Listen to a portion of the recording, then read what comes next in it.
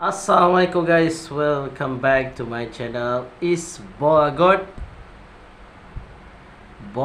number 1 baby. Apa khabar guys ya? Sorry guys, semalam aku tak post video. Yap, mungkin disebabkan kesibukan dan aku tidur. Ya, something like that. Tapi apapun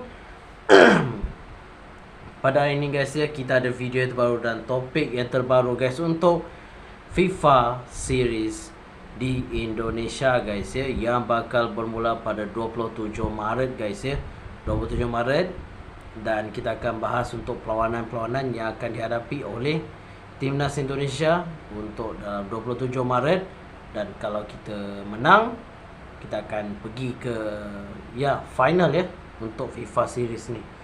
Okey, jom kita review. Ada di sini guys ya, untuk FIFA series 2026 Indonesia guys ya. Akan ada 4 negara yang akan bertanding guys ya, iaitu Bulgaria bertemu dengan Solomon Island pada hari yang sama guys ya. Bulgaria bertemu dengan Solomon Island, dan Indonesia guys ya akan bertemu dengan Saint Kitts and Nevis guys ya. Saint Kitts and Nevis sorry guys, suara aku akan berubah sikit. Saint Kitts and Nevis ni negara yang bagaimana guys ya, daripada Amerika, tak salah aku, Amerika. Dan Solomon Island pun daripada kepulauan guys ya, kita tahu. Dan kalau kita menang guys ya ke atas Saint Kitts and Nevis, aku rasa kita tak ada masalah guys untuk mengalahkan Saint Kitts and Nevis ni. Kalau ikutkan quality team, nampak pada Timnas Indonesia boleh menang ni guys. Timnas Indonesia boleh menang.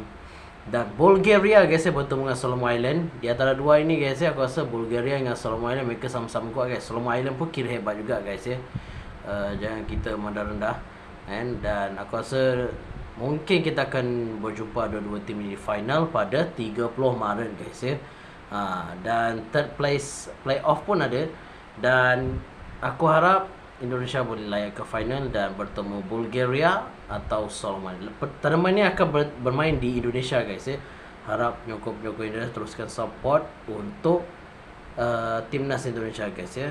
Aku rasa biasa guys, memang ramai Indonesia akan support untuk perlawanan ni. Tapi apa guys, kalian boleh komen pendapat anda untuk kalian semua untuk dalam FIFA series 2026 ni guys ya. Dan aku update ni untuk kalian semua yang mana sentiasa support untuk Timnas Indonesia dan berbagai lagi guys ya. Dan sorry banget guys ya, aku lambat update. Sorry kerana aku memang kadang-kadang I don't know guys, kadang-kadang aku update, kadang-kadang aku tak update. Tapi kalau yang mana aku mampu update, aku akan update untuk kalian semua, no problem. Okay, untuk kalian, bukan untuk orang lain pun. Okay, itu saja video kita kali ini. InsyaAllah, hopefully aku akan cuba rajin lebih update banyak lagi. Dan terima kasih guys ya yang mana support channel Bola God. Itu saja video kita kali ini. Assalamualaikum.